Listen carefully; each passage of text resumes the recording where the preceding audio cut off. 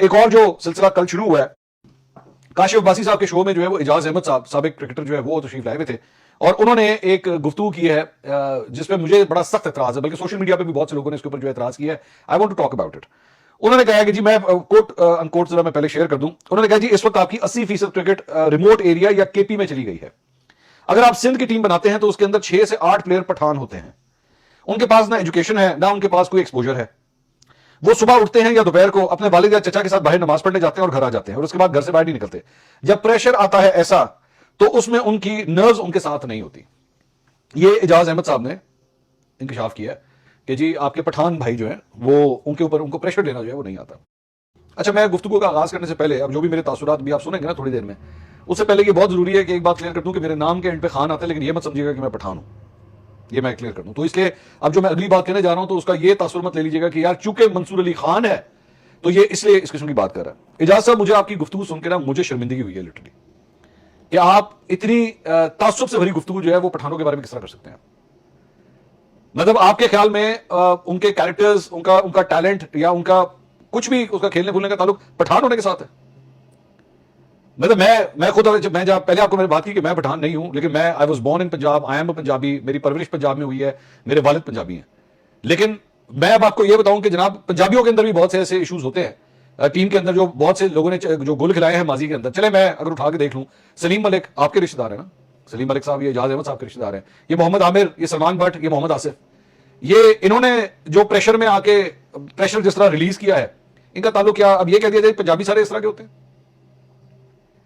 आप वैसे 10,000 दफा जो मर्जी कहें, लेकिन उसका उसका आप इस चीज के साथ अच्छा। फिर उसके बाद इन्होंने कहा कि जी वो पढ़े लिखे इतने नहीं होते। आपके माजी के क्रिकेटर्स जो है वो 4-5 अगर बीच में से निकाल दिए जाए, कितने को ज्यादा पढ़े लिखे हुए थे मुझे बताइए। मतलब आए ना बैठ के एक एक करके नाम लेना शुरू करते हैं, वो क्रिकेटर्स जो आपके साथ खेलते थे कितने को पढ़े लिखे हैं बताइए, पंजाब से जिनका ताल्लुक है। गिने चुने आपको मिलेंगे जो काफी ज्यादा पढ़े लिखे होंगे, वरना बाकी तो बुरा ही हाल था। मतलब Saeed Anwar was one of them, Misbah ul Haq was one of them, जो काफी एजुकेटेड थे। सलमान भट्ट, इतने एजुकेशन के बावजूद उन्होंने क्या हरकत की थी।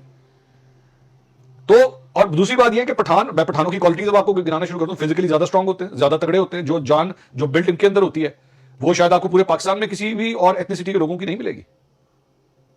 लेकिन ये इस बात का क्या ताल्लुक है जी, प्रेशर नहीं ले सकते। प्रेशर ना लेने वाले तो और बड़े हैं, जो मैं आपको बैठ के यहां पे गिना सकता हूं, जो प्रेशर नहीं ले सके। और दूसरी बात यह है कि अगर आप पाकिस्तान टीम तक पहुंच गए ना, खेलते खेलते खेलते खेलते पाकिस्तान टीम तक पहुंच गए, आपने नीचे कितनी डोमेस्टिक क्रिकेट खेली होगी, आपने और कितनी क्रिकेट खेली होगी भाई, इतने तो नर्व्स फिर आपके तगड़े हो जाते हैं। और जिन पठानों की आप बात कर रहे हैं ना, इन पठानों ने पहले इंडिया के खिलाफ परफॉर्म किया है। आप नसीम शाह को उठा के देख लें, आप इसको शाहीन शाह अफरीदी को उठा के देख लें। नसीम शाह ने अफगानिस्तान के अगेंस्ट एक दफा नहीं 2 दफा इतने सवेर अंडर प्रेशर में, जो जहां बंदे के हाथों फूल जाने चाहिए, उस लड़के ने वहां भी परफॉर्म करके दिखाया। ये शाहीन शाह अफरीदी, इसने क्या इंडिया के खिलाफ पहले नहीं परफॉर्म किया? तो इसका पठान पठून होने से कोई ताल्लुक नहीं, बराए मेहरबानी इस तासुब से। बल्कि मैं तो हैरान हो गया कि आपने इनकी ब्रीडिंग की आपने बात की, मैं तो आपकी ब्रीडिंग को देख के सुन के हैरान हो गया कि आपकी किस किस्म की ब्रीडिंग है कि आप इस नजरिए से लोगों को देखते हैं। और मुझे अब इस बात का एहसास होता है कि जब आप खेलते होंगे, जिस दौर में, जिस वक्त में जिन क्रिकेटर्स के साथ आप पाकिस्तान टीम में खेलते होंगे, तो आप तो अगले को जो है वो रंग, नस्ल और सुबाइयत से देखते होंगे कि यार इसका कहां से ताल्लुक है, और उस तरह बैठ के लोगों से correspond. And this is that dirt. ये फैक्ट है, ये मैं आपको खुल के बताऊं, ये वो प्रॉब्लम है जो पाकिस्तान टीम में अब से नहीं कई सालों से है। ये कराची लाहौर वाला चक्कर बहुत है।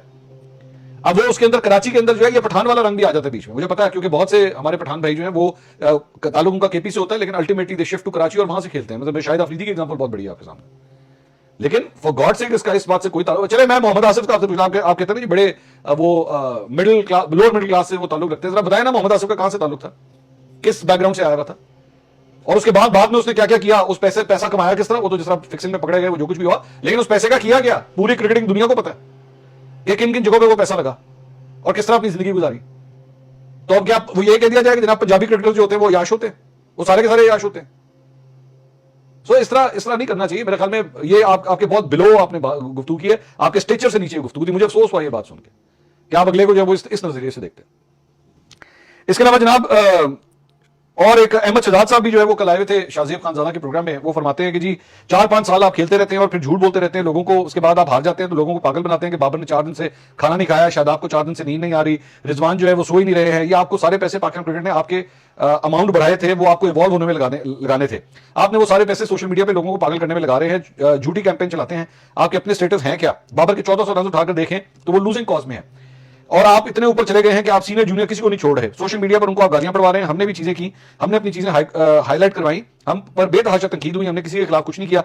आपके जो लोग हैं और आपके जो बड़े इंस्ट्रक्शंस दे रहे हैं, आपने लोगों को गालियां पड़वाई, आपने चेयरमैन को उड़ाया, आपने सुपरस्टार्स को उड़ाया, और आपका कद इतना ऊपर कर दिया सोशल मीडिया पर कि लोगों को नजर आना बंद हो गया कि आपके आगे तो दुनिया भी नहीं। अच्छा, अब ये अहमद शहजाद साहब जो है वो बेसिकली बाबर के ऊपर ये तनकीद कर रहे हैं, ये बड़ी लाइबल किस्म की गुफ्तगू जो है वो अहमद शहजाद साहब ने की है। अगर आपको ये कोई बाबर ने कोई केस कुछ कर दिया ना आपके खिलाफ, आपको प्रूव करना पड़ेगा कि बाबर आजम ने सोशल मीडिया की टीमों को जो है वो पैसे दिए हैं। ये मेरे ख्याल में अहमद शहजाद साहब को ना नेक्स्ट टाइम किसी के हवाले से ये बात करने से पहले, क्योंकि आप ये फैक्चुअल बात कर रहे हैं, और फैक्चुअल बात जो है वो आपको फिर प्रूफ भी करनी पड़ेगी कि भाई आपने किस तरह कह दिया सब कुछ।